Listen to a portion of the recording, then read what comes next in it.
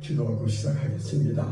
사랑과 은혜가 풍성하신 하나님 아버지, 오늘 이번 수요 예배 예수를 만나자라는 제목으로 예배드릴 때 말씀 통하여서 중심을 보시는 우리 주님을 바로 알게 하시고 생을 아름답게 살게 하옵소서.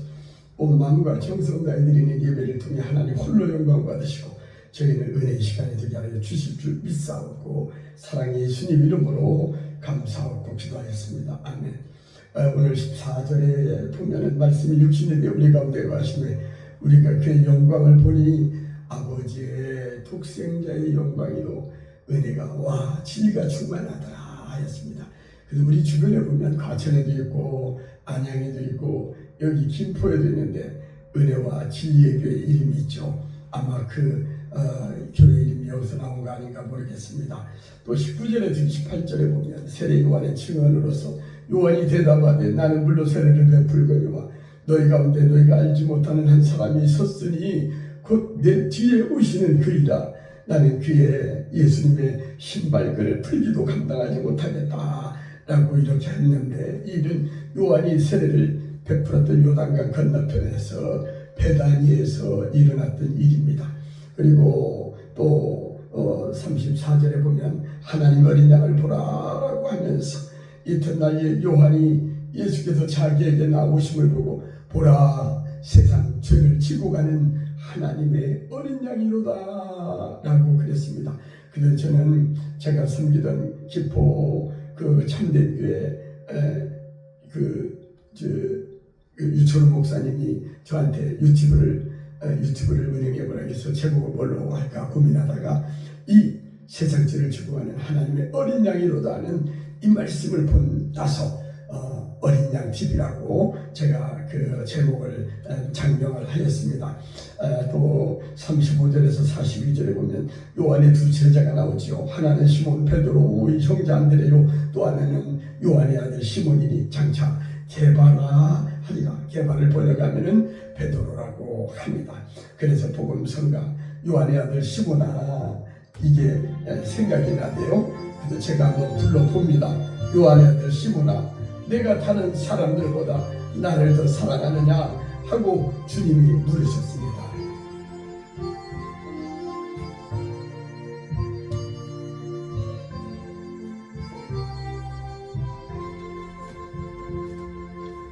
요한의 아들 시몬아, 네가 다른 사람들보다 나를 더 사랑하느냐 하고 주님이 물으셨네. 요한의 아들 시몬아, 내가 다른 사람들보다 나를 더 사랑하느냐 하고 주님이 물으셨네. 그때 나는 주께 대답했네. 내가 주를 사랑하는지 주님께서 아십니다.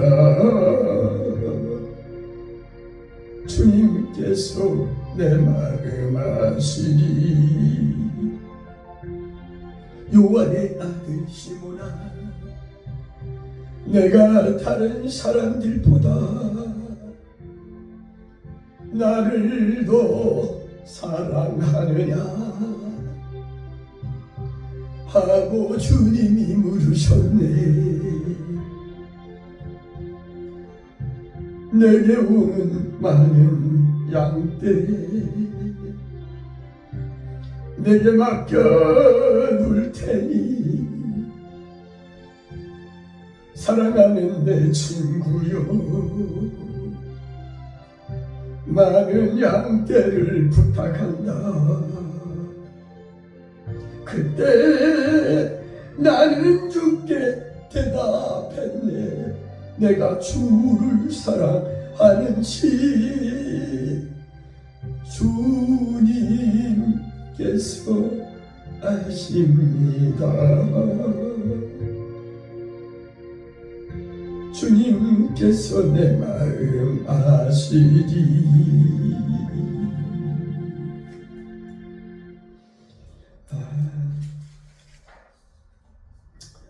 본문은 요한복음 1장 43절에서 51절까지로 오늘 말씀의 제목은 예수를 만나자입니다. 우리는 예수님을 만나야 우리의 인생이 바뀝니다.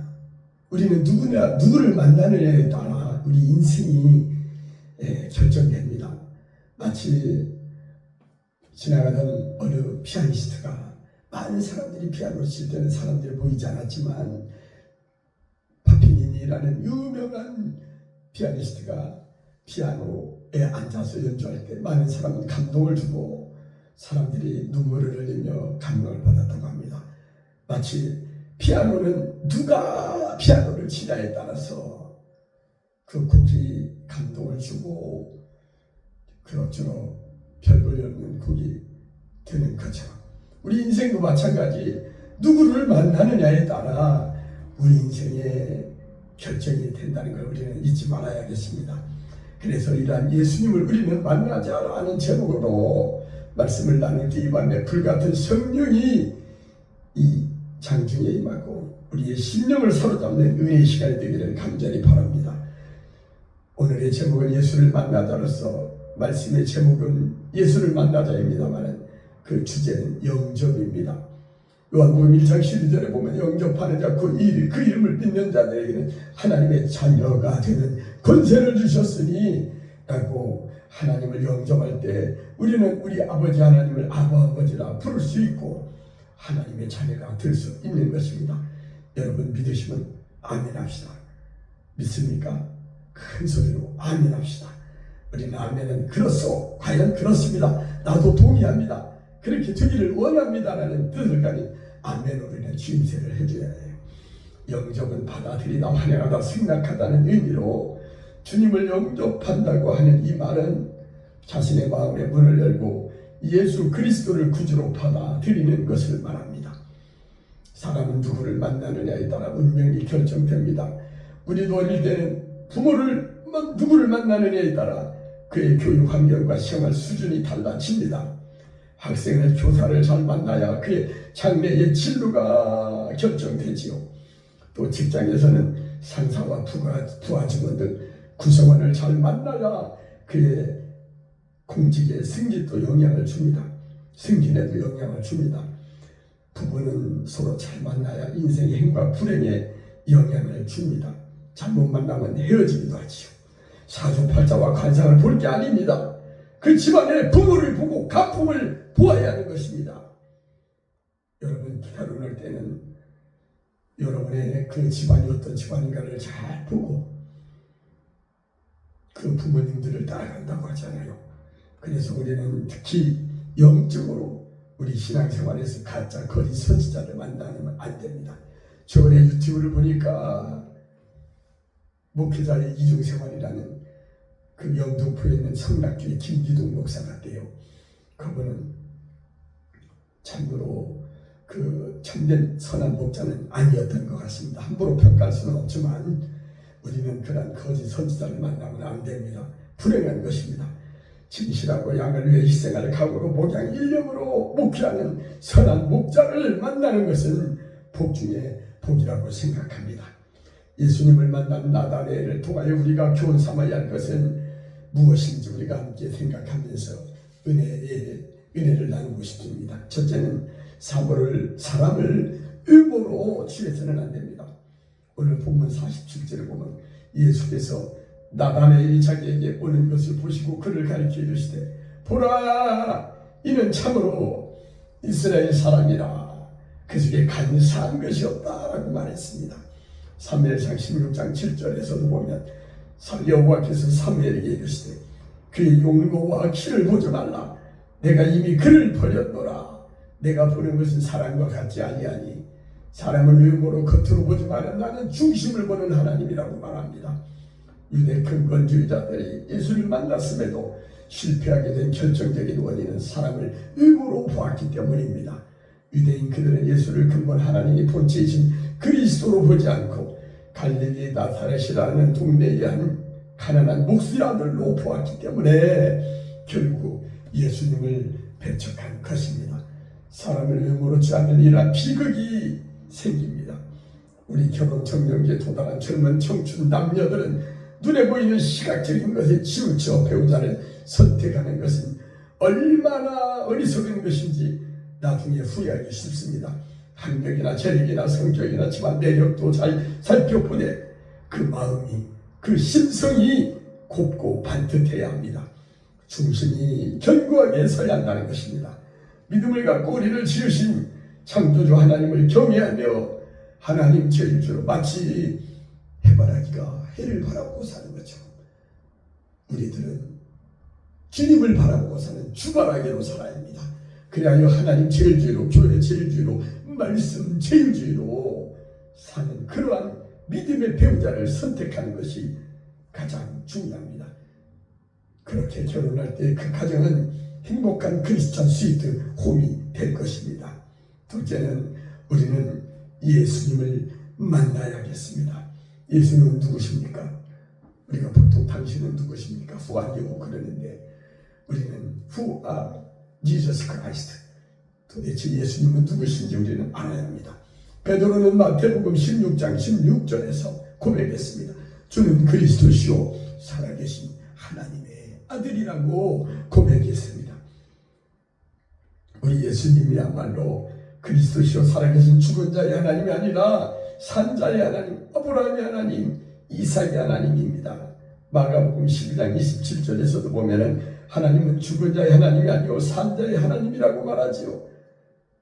또 마태복음 22장 32절에서도 나는 아브라함의 하나님이요 이삭의 하나님이요 야곱의 하나님이로라 하신 것을 읽어보지 못하였느냐라고 살아계신 하나님인 것을 강조하십니다. 찬송가 96장에 보면은 예수님은 누구십니까?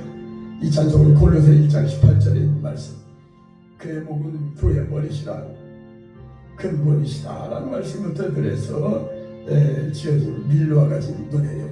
예수님은 누구신가? 우는 자의 위로와 없는 자의 풍성이며 천한 자의 높음과 잡힌 자의 노임 되고 우리 기쁨 되시네. 아멘이죠. 예수님은 우는 자의 위로와 없는 자의 풍성이며 천한 자의 높음과 잡힌 자의 노임되고 우리의 기쁨이 되는 것입니다. 우리 예수님은 추한 자의 정함과 죽을 자의 생명이며 죄인들의 중보와 멸망자의 구원되고 피스메이커로 오신 우리 주님께서는 우리의 평화가 되는 것입니다. 우리 주님은 온 교회의 머리와 온 세상의 구주시며 모든 왕의 왕이요 심판하실 주님 되고 우리 영광이 되는 것입니다. 여러분도 동의하시죠? 하나님에 관하여 구체적으로 알고 싶은 사람은 예수님을 만나야 합니다. 체험을 해야 합니다. 인천의 사이다 같아서도 고프 잔이 없으면 먹을 수가 없다는 것처럼 우리는 하나님을 알기 위해서는 우리 예수님을 만나고 예수님을 통하여 그의 사랑을 체험해야 합니다. 예수님은 하나님의 독생 성자로서 그리스도만이 하나님을 알 수 있는 유일한 통로이기 때문에 우리 주님 외에는 우리를 구원할 자가 없습니다. 그리하여 사도행전 4장 12절에서도 다른 사람으로는 구원 얻을 만한 이름을 없다고 했습니다. Only Jesus, 오직 예수님만이 우리의 구원자요 우리를 죄에서 우리를 건져주실 분이십니다. 하나님과 우리의 통로가 되어주신다는 것입니다. 그렇기 때문에 우리는 예수를 믿으면 됩니다. 돈으로도 못 가요 하나님 나라, 얼굴 예뻐도 못 가요 하나님 나라, 믿음으로 가는 나라 하나님 나라, 거듭나면 가는 나라 하나님 나라. 결국은 우리가 돈이 많아도 얼굴 예뻐도 지식하고도 안 되고 그 어떤 것으로도 방법이 없습니다. 우리는 예수님을 믿음으로써 하늘 날아가는 것입니다. 우리 인생은 히브리서 9장 27절에 인간은 한번 죽는 것은 정한 것이요 죽고 난 후에는 심판이 있다겠습니다. 그러나 예수를 믿으면 천국을 가고 믿지 아니하면 지옥 간다는 걸 우리는 알아야 합니다. 오늘날 교회에서도 이 말씀을 전하지 않습니다. 예수 믿으면 복받고 가정이 잘 되고 자녀가 잘 되면 사업이 잘 되고 성공한다는 기복주의 신앙만 부르짖는데, 그리고는 11조 철저히 해라, 헌금을 많이 하라고 하는데 이거는 옳지 않은 것입니다. 우리는 예수를 믿어야 하늘 나라가고 믿지 아니하면 우리는 지옥 가는 것이 분명한 진리입니다. 따라서 우리는 예수를 영접하고 영접하는 자, 그 이름을 믿는 자들에게는 하나님의 자녀가 되는 권세를 주셨으니 라고 한 요한복음 1장 12절의 말씀을 우리는 기억하고 예수님을 영접하고 하늘나라 모두 나가는 저와 여러분 다 되시기를 간절히 소원합니다. 마지막 첫째는 인간의 지혜는 제한되어 있습니다. 잠언서 9장 10절에 보니 여호와를 경외하는 것이 지혜의 근본이요 거룩하신 자를 아는 것이 명철이니라 라고, 지혜의 근본은 여호와 하나님을 경외하는 것이며 거룩하신 하나님을 아는 것이 명철이라고 기록하고 있습니다. 이성을 절대시하고 영웅시하는 사람들은 인간의 이상을 심격하려고 하지만 잘못입니다. 인간의 지혜란 제한되어 있음을 알아야 합니다. 세상의 이치를, 세상에서 모든 것을 안다는 것은 모순입니다. 우리의 지혜는 제한적으로 한계가 있기 때문에 우리는 잠깐 가만히 살펴보십시오. 전 오늘도 집에서 사무실 오가는 길에 나무 이파리를 찍었습니다.